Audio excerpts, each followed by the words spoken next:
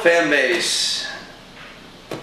I'm Adam J. And I'm Spidey. Yes, this is Spidey, my good associate here. Our arch nemesis finally united at last. Yes, we are finally here, and we are here to review The Amazing Spider-Man because, well, let's face facts, you all want me to review it and no one will stop bitching at me for it. So... Your legions of adoring. Yeah, my... And you people need to stop bothering me about that. I'm not Adam, so don't message me about when his review is going to come out. You don't fucking know. Hell, I don't even fucking know half the time. There you go. He's here right now and it's still not done. So if you're not pleased with mine, deal with it. Yeah, like between all the rating I do and all the drinking I do, you know, you gotta take that shit into account. Either way, yeah, well, we both saw The Amazing Spider-Man at different times. Both midnight screenings, though, right? Yeah. Like, well, oh yeah, I went to the next screening. Fuck yeah, I did. We have differences of opinions on it, but I think we both liked it. We both liked it, right? Yeah, I mean, like, there are some, like, you know, stupid fans out there. I'm not gonna name any names, Armando, but it may sound like I'm pessimistic about the movie, right? But if y'all see the end of the review, I didn't actually fail it. I gave it a pretty respectable score, and I went into that movie with a pretty clean slate. And anybody who has seen the review and seen the final score of it can, you know, see that I was as fair as humanly possible. Yeah. I mean, I had one guy in my post, he's like, you know, I don't necessarily agree with the review, but I agree with the score, so I'm not necessarily mad. So I mean, yes, I liked it. I didn't like it more than the rating movies. Okay, all right. Personally, I liked it better than Spider-Man, and definitely better than Spider-Man 3, but I think definitely Spider-Man 2 has a lot of crap on this movie, and I do admit that. But no, if you've seen my written review for this movie, I didn't do a video review because I've been very fucking busy.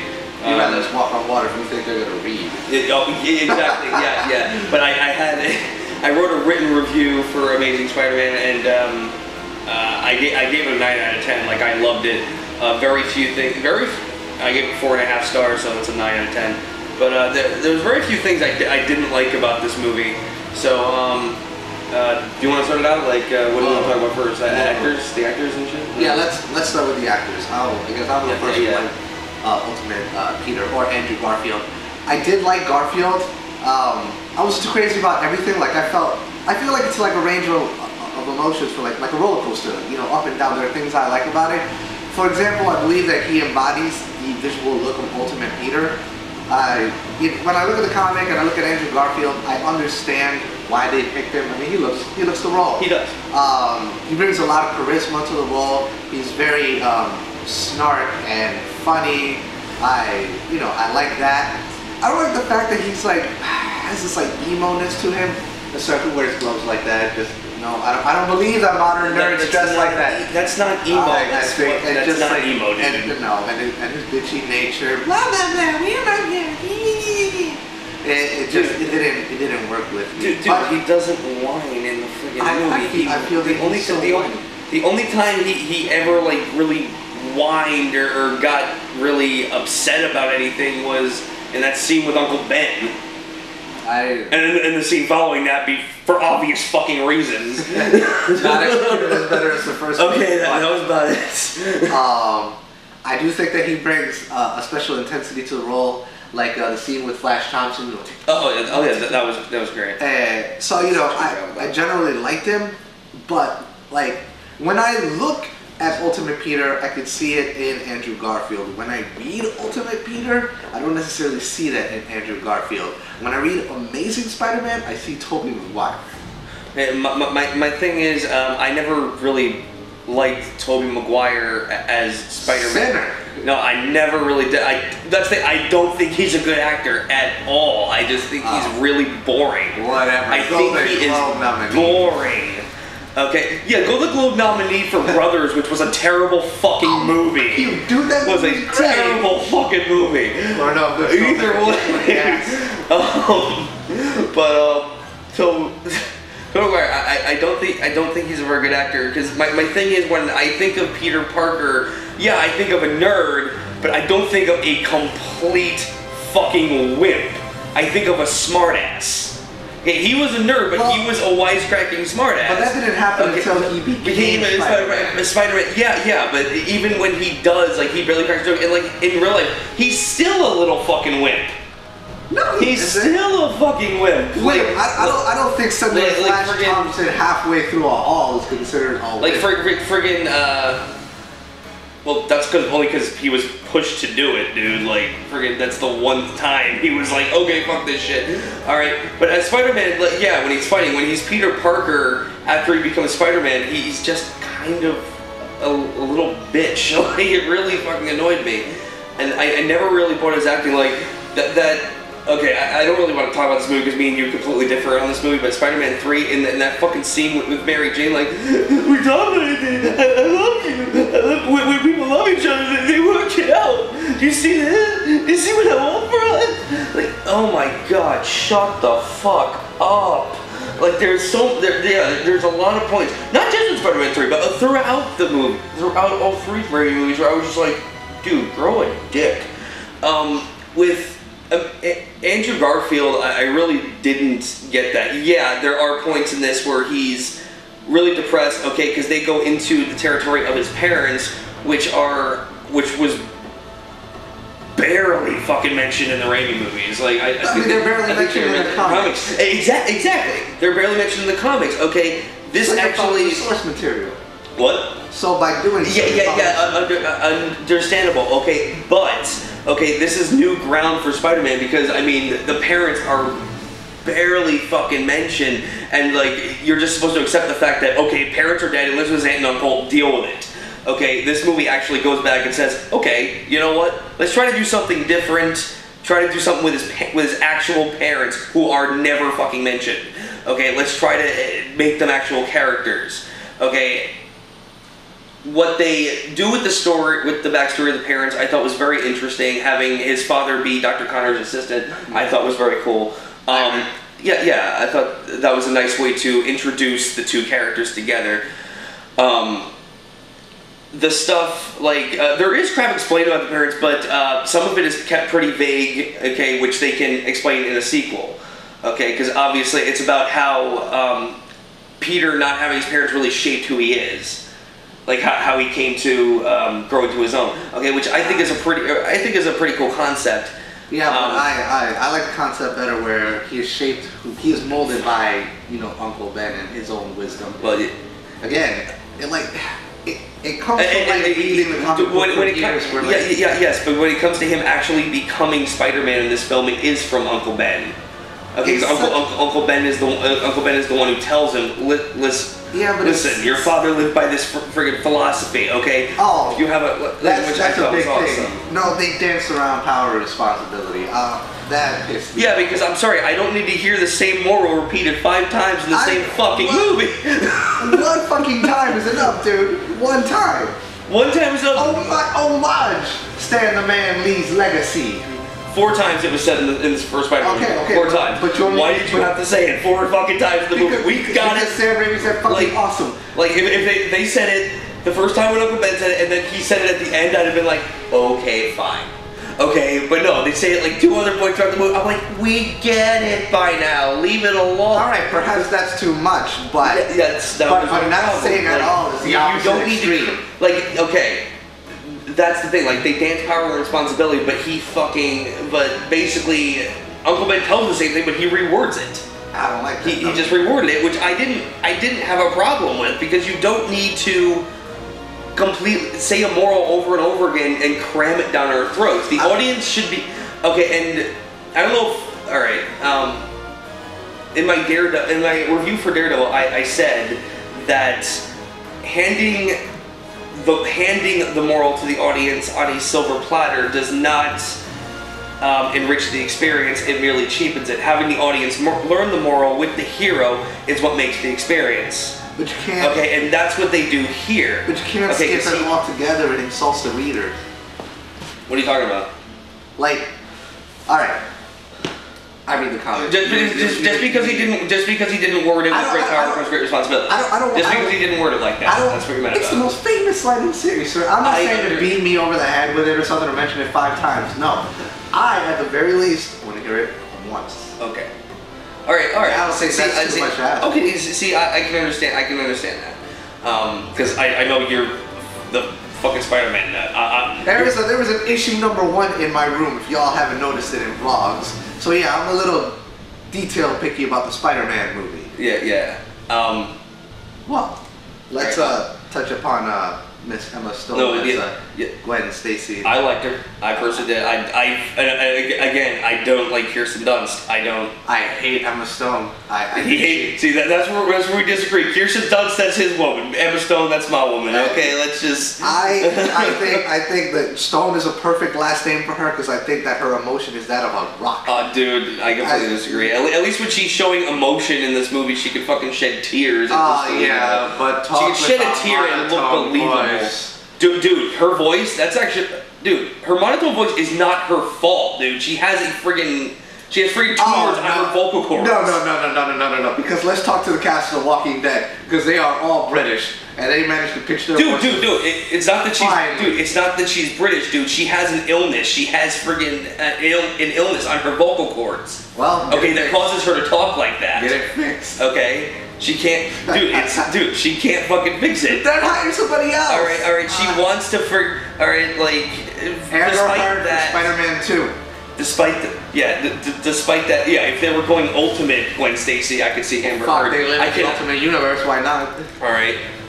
See, that's the thing that this guy fails to understand. It's not the Ultimate Universe. It's all, dude, they took so many different elements from all the Spider-Man stories and put them into one movie, and I thought that was interesting. High School Peter. I get it. It's High School Peter. Right? I know. That depiction of Gwen Stacy, for the most part, ultimate. No, the depiction of Gwen Stacy was not ultimate. No. No way. I did not see this Gwen Stacy in friggin' punk clothing carrying a knife. No. I'm not talking about her clothing. It's just like her existence in Ultimate. In that movie, homages Ultimate. Right, the high school, the assault on the high school second fight scene. That's all Ultimate. Yeah, that is from the first Julie Green Goblin. Yeah, first volume with Green Goblin. Exactly like how it went down. The only difference is that it was the Goblin in there, but the fight, picture, fucking panel for panel, is Ultimate. His lifestyle at the house with Uncle Ben, Ultimate. Uncle Ben himself being a funny smartass, right? Ultimate. He's exactly like Ultimate Ben Parker, except that Ultimate Ben Parker was smart. Like he was able to help him. He was uberly sage-like, which this one isn't. Not that I hated him either, but I mean, there's so much from Ultimate. You pretty much, it's living in the fucking Ultimate universe. Kirk Connors and how he works for Oscorp, right? That and the layout of how you don't meet his family, that's from Ultimate too. So I mean, come on, justifiably so, we could say that. Dude, the layout of how you don't meet, what are you talking about, meet his family? Okay, in Ultimate, right, he works for Oscorp, right? You don't ever, Peter meets him, but you never actually see the wife, you never see the kids, right? You know they exist, but it's never there, and they kind of like focus only on Connors and his condition. That's exactly the situation in Ultimate, beat for beat. Which is what they did in the movie. Yeah. So I mean, yeah, like there are stuff that comes from Amazing, like the lizard's appearance. How it was. The lizard, the way the lizard looked is classic lizard, as opposed to the McFarlane lizard. Yeah, but the McFarlane lizard is the established look for over 20 years. I understand it's the established look for about 20 years. Okay, but he looked like a fucking alligator. No, he looked like a Goomba from Mario. But no, the new one looked like friggin' McFarlane looked like a friggin' alligator. The lizard! He's supposed to look like a fucking lizard. A lizard, not a friggin' crocodile, man. It's still a reptile. Okay, like I personally liked the lizard in this movie. I thought he was awesome. I loved Rhys Ifans playing Dr. Connors. He fucking kicked ass in this role. You know what the thing is though? I found Ifans to be more intimidating as Dr. Connors once he's gone crazy than him as the actual lizard. Like, I didn't find the lizard to be intimidating, but I found Connors once crazed to be intimidating. Like when he says there's a new species out there, right? He delivered it so well. Well, see, that's the thing. Yeah, that was a fucking great scene. And Peter notices a scale and goes, "Oh shit, I gotta get the fuck out of here." He might be. But Yeah, that's the thing though. Because I mean, now, you gotta tell me Lizard was the scary. only villain, I'm not gonna lie, the only villain they did in the Raimi films that I thought was intimidating was Dr. Octavius. I did not find the Green Goblin intimidating. I actually thought he was fun. That's the thing. Like he would. I love what. No, that's the thing. I loved when Mary Jane. We're gonna have a hell of a time. The only intimidating thing Green Goblin said that made me go, "Oh shit, that was awesome." Was at the end. Yeah, no, not that. No, not that. You didn't like that? No. It was at the end when he's like, "End of the line, Spider-Man. Had you gone with me, your little girlfriend's death would have been quick and painless. But now that you really pissed me off, I'm gonna finish her nice and slow." Just the way he said it, nice and slow. It's just fucking awesome. But again, that was the only time I found him. Like, I just thought he was like playing too much for laughs. Like, remember that scene on the fucking rooftop where he's just like, "Here's the real truth." It's like Spidey, you're not with me, brother. You know, like it's. Really? Come on. But remember that, I mean, in the animated series, he's so fucking over the top and he is, but he's like still yeah, I know he's over the top and psychotic, but he's intimidating. It was intimidating too. In what? I still think his phone scene was fine. Okay, well, either way, with the Lizard, okay, there were times in this I did find him intimidating. Like that fight in the sewer was fucking great. That pissed me off because he shouldn't have been able to climb from behind and on top without him noticing. Like, you know, Spider-Man's just crawling, right? And you see the tail, which I thought it was, you know, a very great homage to like films like Aliens and stuff, right? Where it's like stalking him. But his spider sense doesn't go off. Big problem, sir. Okay, well, I still fucking love that scene. Shit, let the shit slide. Okay. Yeah, alright, yeah, I give you that. Yeah, the Spidey sense didn't go off. Alright. How about one thing I did love with the Lizard though was this climax, and like yeah I understand what you said in your video about the you know, yeah, Sam Raimi is a better action director. I'm not saying he's not. This was Mark Webb's first action film. For his first action film, I don't think he did a bad job. For like his full length 2.5 hour action film, I didn't think it was that bad. No, but we were treated to a higher pedigree of camera work action. Understandable. Okay, but what I liked more about this climax than the climaxes in the Raimi films is that this was the only one that was different. All the Raimi films had the same fucking climax. Mary Jane gets kidnapped, Spider-Man has to save her, the end. Okay, like they literally all had the same climax. Right, but they're and my thing is, in this, it wasn't. In fact, the lovers actually played a part in making the fucking antidote. Yeah, but she could have all too easily been caught. And I know there's one fucking scene where Lizard finds her like hiding in a closet. The second he opens the door, like she pulls a fucking flamethrower on him. I thought it was fucking awesome. And it does. And he's just like, okay, I'm gonna get what I gave her and leave. No. That's all he needed was that thing. He didn't need her. He disabled it, took the shit, kind of looked at her, and then just walked away. He didn't fucking need her. Well, I know, but in a sense, it's not like, you know, she was able to escape. No, she was cornered. Okay. Had he wanted to, he could have eaten her. Here's the thing though. At least this one put up a goddamn fight. Mary Jane tried in Spider-Man 2. When? She tried to fucking assault. The second friggin' Octavius captured her. The cafe was like before the arms were even around her. Like, really? No, when they're in the harbor and he's about to like kill Spider-Man, she comes from behind and she tries to whack him with something, with like a piece of metal, like from a freight or something, and like one of the claws just like takes it and then like whacks her like the other side of the floor. Dude, the only time I remember anyone. And Aunt May actually Aunt May did. Okay, I got to see. Give Grandma props. Yeah, oh yeah, I do give Grandma props. That was like, okay, yeah, Aunt May's cool. But for Kirsten Dunst, yeah, I just never found her to be very interesting. I never did. I think she's boring. I really do. I've always found her boring. I find her as an intriguing damsel in distress. What about Martin Sheen as Ben Parker. Oh God, loved him. Fucking loved Martin Sheen. Thought he did a fantastic job. I thought he was very funny. I liked what they did.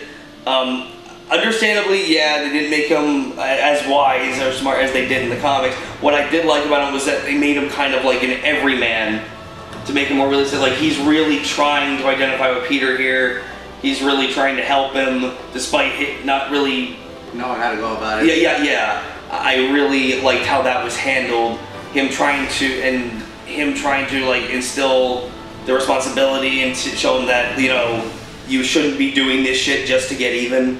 You know, I thought that was really cool. And this was one thing that leads me into liking why I like this movie better than Raimi's first Spider-Man, was that we actually see Peter Parker go the transition of becoming Spider-Man and finding out what he wants Spider-Man to be. Because at first, okay, yeah, everyone fucking knows. Okay, Uncle Ben dies. All right, let's just. Oh no! Spoiler alert! Spoiler alert! Yes. Spoiler alert! Careful now. A bit more. Uncle Ben gets shot. Okay. Did you know that Batman was Bruce Wayne and that Jesus is a Jew? Jesus was a Jew? Oh my God. Sis. Either way, with this, what I liked was not only did when he first gets his powers, he doesn't know how to control them, like, at all. Okay, when he tries typing on his computer, like, he lifts the keys up with his fingers. I thought that was fucking great. Okay, because I was actually, no, but when the second he started typing so fast, I'm like, oh, let it happen. Yes. Here's a problem I had, though. I like the fact that we saw him, you know, to a greater extent. In the first one, we saw that he could have used his power, you know, like, go, let go. Come on, fly! And like, he couldn't do it, right? But they did it, they invested more time into it, which I was interested in, and I thought it was really funny and well executed. Yeah. But there was one moment where I thought that it was just completely inappropriate, where it's like where they're leading up to the fight, which leads into Uncle Ben's death, right? And he slams the door, and the glass shatters, right? It kind of lets people laugh, right? And I'm just like, this scene should be dramatic. All dramatic, because we know it's about. Oh, dude, I didn't laugh in the theater. Like, I was like, I didn't laugh. My entire. Okay, if your theater laughed, yeah, I didn't laugh. And you know they did it for laughs. And again, But you know they did it for laughs, because there was nothing dramatic, and that contradicts what they're trying to do in the scene. So I'm just like, what the I didn't see it as being double. I saw it as just he's fucking pissed. That's just what I saw it as, was he's pissed. He slammed the door and it broke the fucking glass because he still can't control his damn strength. I think it's the fact that, like, I don't think it was so much as anger. If it was done for laughs, then that's fine. He was breaking stuff on his own, though, like, without actually. He destroyed the entire bathroom. Yeah, which I thought was fucking hilarious. The best fucking part was when the alarm goes off and he breaks the fucking alarm clock. Okay. Oh yeah. How many of us have wanted to do that? That is fucking glorious. My whole entire theater started clapping and cheering for that scene. No, and like, he's still getting used to it. I love when he's in the room and he starts like hearing everything. It gets all paranoid. He's like he's really going nuts on himself, not knowing what the fuck he's doing. All right, and that scene where he comes home, he's like, I'm hungry. There's the best meatloaf. Yeah, he took the frozen macaroni and cheese upstairs. Yeah, I saw that. Is there something wrong with it, Ben? Yeah, there must be. No one likes your meatloaf. You know what I did think was stupid though? What? Here's the thing. In Spider-Man 1, when, like, you know, McGuire got his powers, like, yeah, he was able, like, it was a transition. He wasn't able to just become Kung Fu whoop-ass, right? Like, it was like he was kind of like struggling. So Parker gets bitten by the spider, right? He goes to sleep on the train, and all of a sudden it becomes like, you know, I almost felt like you needed Lawrence Fishburne right there. And then Peter would have said, I know Kung Fu. Because all of a sudden, he knows all these moves and shit, right? Stuff that he didn't know. And that does not come with the spider bite. Okay, yeah. Oh, talking about the subway scene? Yeah, the subway scene. I understand some scenes where he's able to, like, climb. And again, like, my whole thing is, what I chalked that up to was he can't control his reflexes. Like, he gets to the point he's a martial arts expert? To the point where he's swinging around the fucking bar like he can't know what the fuck he's doing. That's way too convenient. So understandably. Okay, that's just what I chalked it up to. with it, I actually, and people have condemned this, I liked the skateboard scene, and the reason I liked the skateboard scene was that that was not, dude, emo kids don't ride skateboards. Okay, emo kids are not the skateboard riders, dude. That's a completely different group of people. Okay, if the emos heard you say that, they'd shoot you. The skate kids heard you say that, they fucking shoot you. No, they probably emos are not the ones with the fucking skateboards, dude. Either way, him riding the skateboard, okay, when I saw that in the trailer, I'm like, no, I don't want to see that. But then, when the scene happens, we find out why they did it. He's using his skateboard skills, yeah, to help him keep his balance, to help him learn how to balance himself in the air, on other objects and shit. Like, it's a way to help him learn to control his powers, and I thought that was very interesting. I liked it better executed in the prior films where he actually goes to, you know, stop crimes and shit and put his powers to actual use. Like, you know, like he calls... When he just becomes Spider-Man? No, not become Spider-Man, but like, you know, he discovers it at school at home. Then he crawls the wall and starts testing it in like back alleys and shit like that. Then he further tests it by going to the wrestling ring and shit, right? Then he continues onward to chase down the killer and stuff, which I have a problem in this movie, right? And then it's afterwards he fully becomes Spider-Man, right?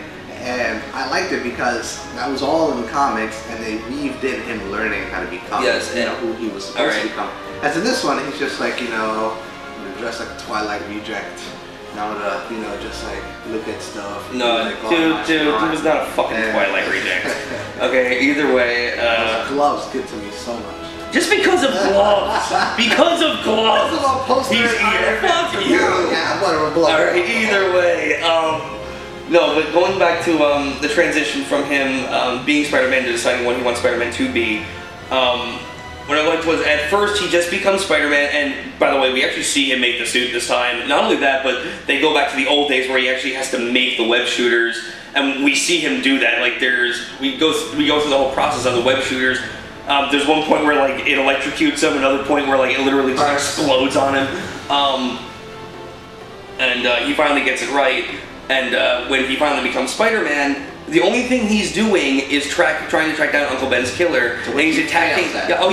He's trying to track down all these vigilantes that all look the same, and Captain Stacy, all look the same.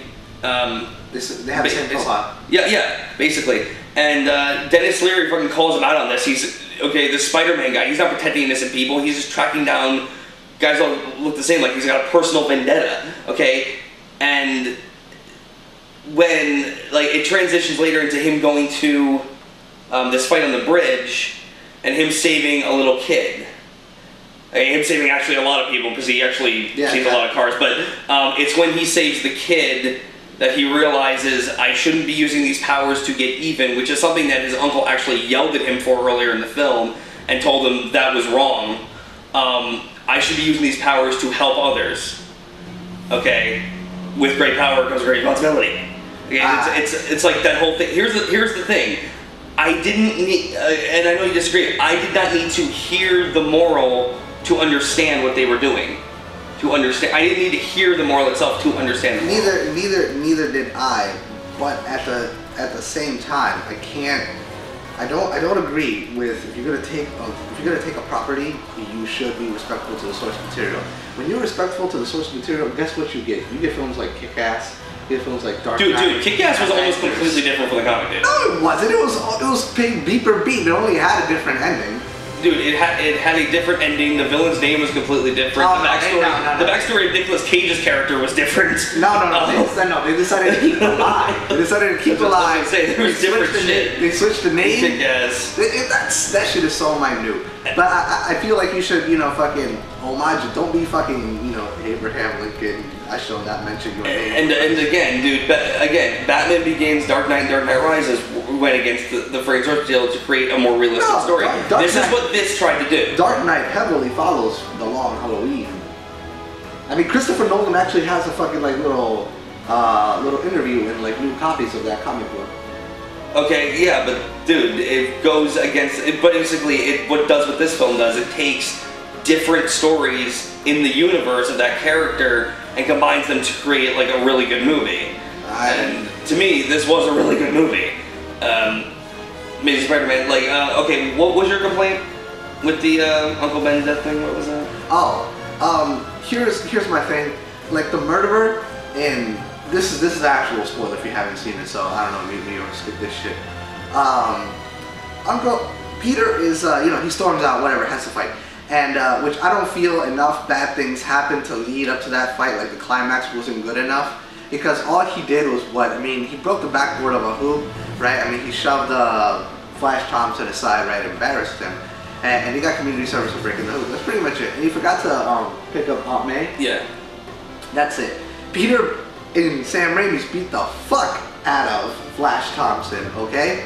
Caused an entire... He punched him across the room. Really fucking hard. Didn't give him a bruise. I'm pretty sure he was bruised. I don't need He punched him in the chest, man. And he sent him... Yeah!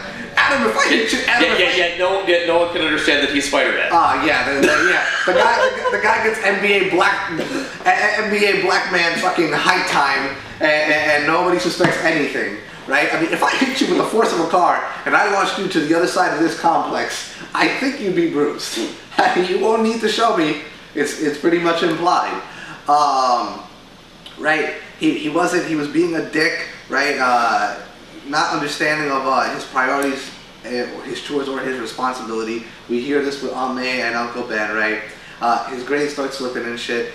And he becomes really greedy and irresponsible. I mean, that's why he starts going through the whole wrestling thing, right? To get the $3,000 to buy the car, to impress Mary Jane. I understand that, yes. Right? So, like, all that, right, seems much greater in the grand scheme of things than I just broke a basketball hoop. I mean, we've done shit in high school to understand that. A bigger, dude. Okay, that I can understand you. Okay, I can give you that, but...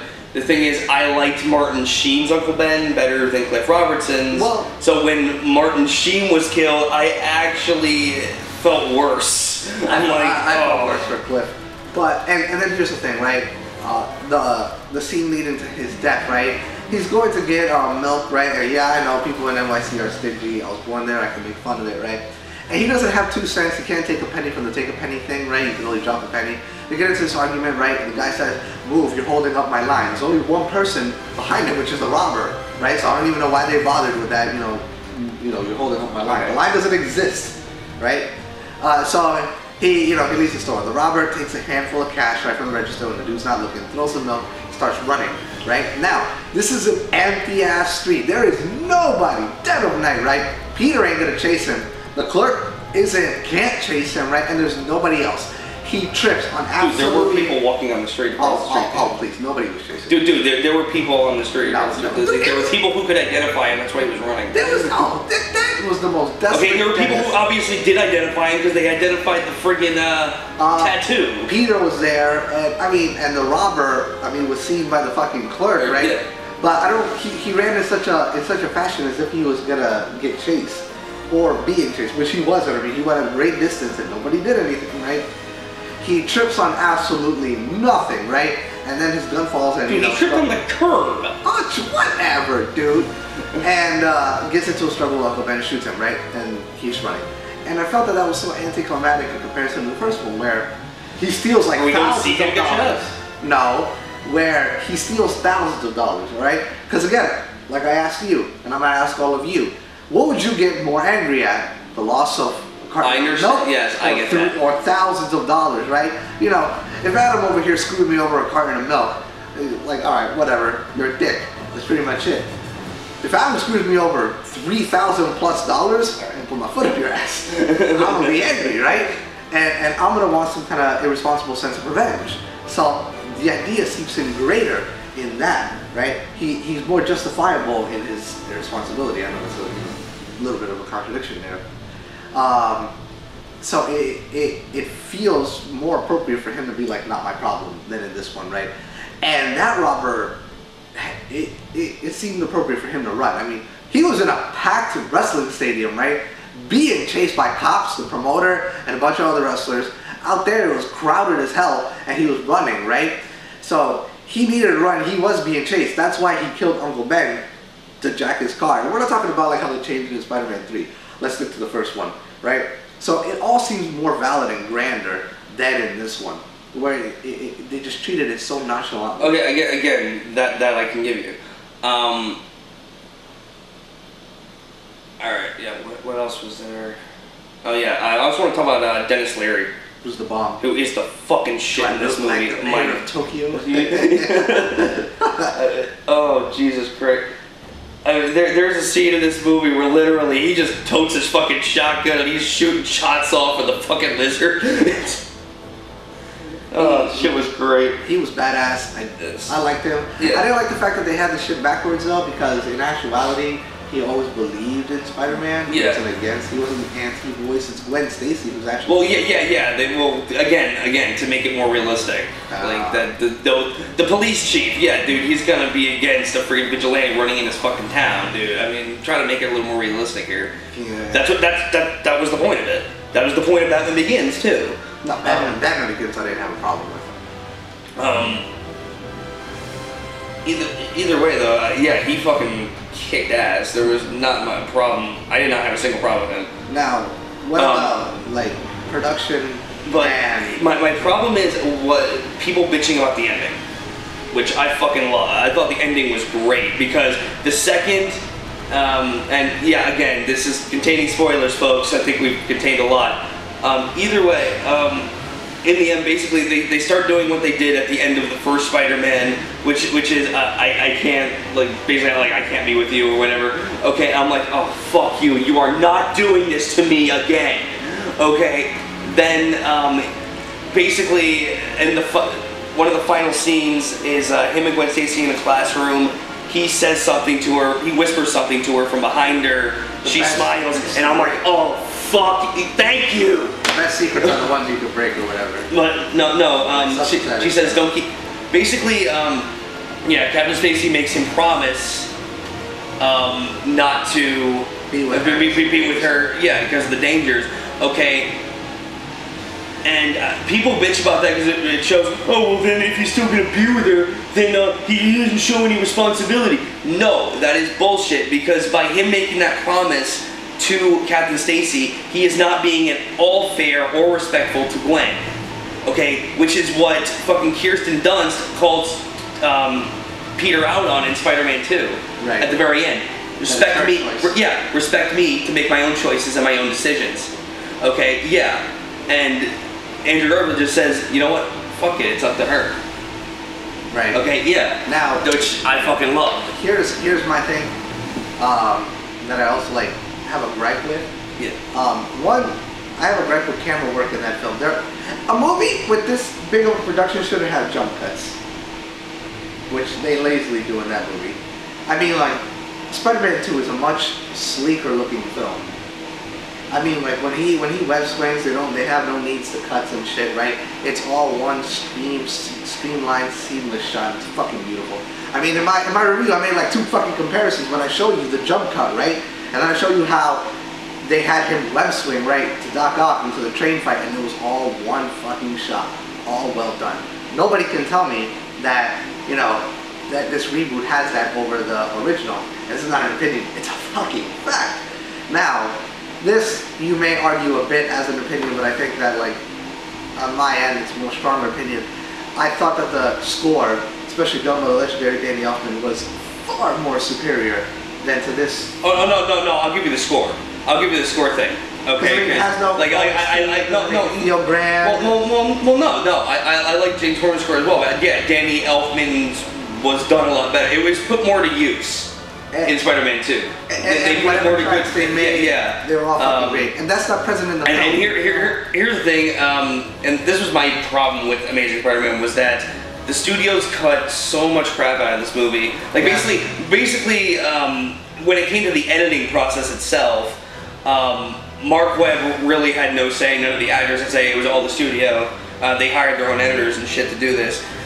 And there's scenes cut out of the movie that really annoyed me. Like there's the whole scene in the trailer. You want the answers, Peter? Come and get it. Okay, if you want the truth, come and get it. Yeah, that's cut out of the movie. Okay, Dr. Roth's death is cut out of the movie. Which, okay, dude, he wasn't Van Adder. He was Dr. Rotha. My error. Okay, yeah. The only error in my review. Okay, yeah. Okay, I will give you this though. I understand why you thought that because he was rumored to be Van Adder. Okay. Sure as fuck fits the bill. Yeah. When the movie was first put into production, he was rumored to be Van Adder, and then they came out and said, no, he's not. His name's Dr. Rotha. Shut up about Van Adder. Also, the studios actually cut characters before they even started filming. They cut Connor's wife and kid from the script. And they had already hired the 2 actors to play them, which fucking pissed me off. Well, I'm like, why would you cut that shit? If they add all the stuff that they originally cut, like Mark Webb gets a director's cut this, I'll definitely buy it. I don't think it's worthy to purchase on a Blu-ray or DVD. Well, I don't have Blu-ray, so fuck that. Well, I do, but I don't pay for it, so fuck it. I can download HD movies online. Fuck that bullshit. I paid $30 for a fucking Blu-ray disc. Suck my dick. But if they have a special edition where they release everything, like the movie in its entirety, then fuck yeah, I agree. But let's wrap this up. So I mean, you said overall we can agree, quality movie. Oh yeah, we can definitely agree. I like it a little better than you, obviously. It got an 8 out of me. It got an 8 out of him. It gets a 9 out of me. Okay. Yeah, definitely recommend going to see it though. I think it's definitely worth seeing. Even if you know, but we both liked it, so yeah, definitely go see it. All right, give it a chance. Later. Later, yo.